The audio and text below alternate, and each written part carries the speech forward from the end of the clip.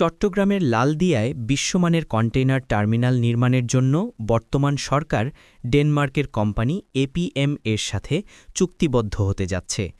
এ নিয়ে জনমনে তৈরি হয়েছে নানান শঙ্কা। অ্যাকচুয়ালি এটা আমার মনে হয় যে এটা আমাদের অর্থনৈতিক প্রভাব ফেলবে, কারণ যে বাইরের কোম্পানিটা আমাদের উপর করেছে, এটা মনে হয় তাদের প্রফিট, আমাদের তো কোনো প্রফিট নাই।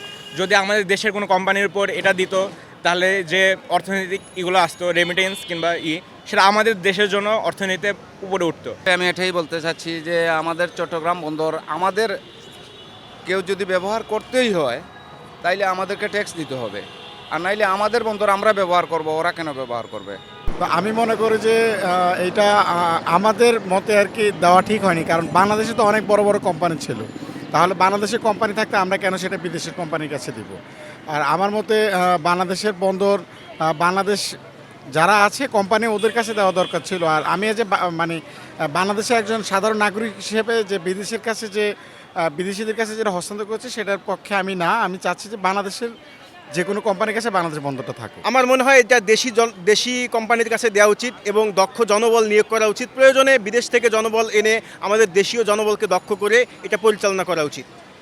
আমাদের দেশের স্বার্থ বা জনগণ একটা দেশের সরকারের সাথে বৈঠক করে এবার একটা মিসল করতে পারতো, কিন্তু বাইরে থেকে একটা কোম্পানি আসে এরকম হুট করে, ওটা তো দেশের জন্য একটা সাধারণ জনগণ এখানে শুধু লস হবে বলতেছি না, কিন্তু এখানে প্রফিট এতে তাদের ক্লান্তিটাও বেশি হবে।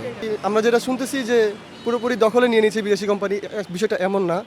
বিষয়টা হচ্ছে যে ওনাদেরকে মানে কয়েক বছরের জন্য দেওয়া হয়েছে, মানে লিজের মতো করে। সো আমার মনে হয় যে আগে যে দুর্নীতিগুলো হতো বিদেশি কোম্পানির কাছে থাকার কারণে সেই দুর্নীতিগুলো অনেক কম হবে আশা করি। আর যে প্রফিটটা পাওয়ার কথা বাংলাদেশের, ওই প্রফিটটা সঠিকভাবে আসলে বাংলাদেশ পাবে। এটা আমাদের দেশের সম্পদ, দেশের মানুষের এরাই করলে সবচেয়ে থেকে ভালো।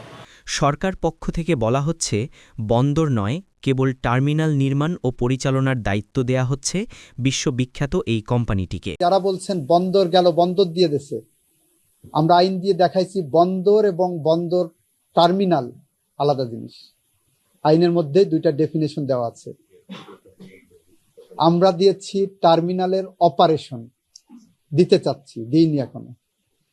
আর ওনারা বলছেন বন্দর গেল, বন্দর গেল। যে চিলে একটা কবিতা ছিল, পড়ছিলাম মনে আল মাহমুদের, যে কান নিয়ে গেল চিলে, তো চিলের পিছনে দৌড়াচ্ছে, আমি কান দিয়ে গেলে পরে এসে দেখি যে না, আমার কান কানের জায়গায় আছে।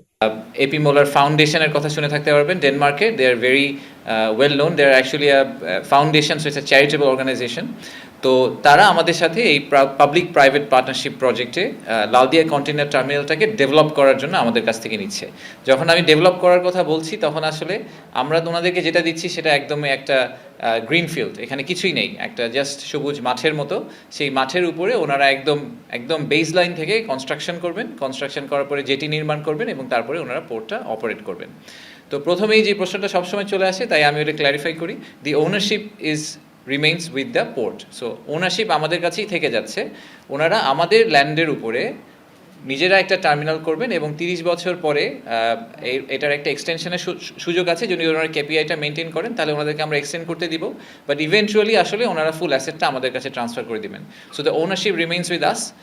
হাউএভার, যেটা সবচেয়ে ইন্টারেস্টিং ব্যাপার এখানে, সেটা হচ্ছে যে এই পুরা প্রজেক্টটা করতে ওনাদের প্রায় $550 মিলিয়ন মতো খরচ হবে, উইচ ইজ বাংলাদেশি টাকা যদি আমি ক্যালকুলেট করি প্রায় 6,700 কোটি টাকা।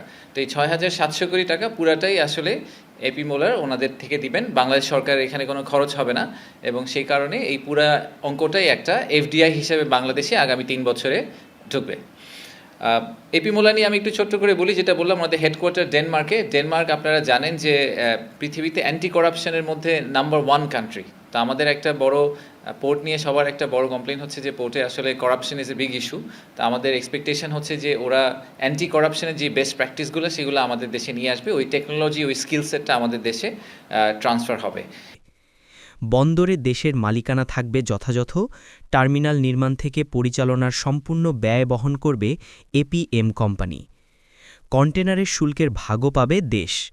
এতে করে দুর্নীতির পরিমাণ কমবে বলে ধারণা করছেন সংশ্লিষ্টগণ। News express, desk report, Dhaka.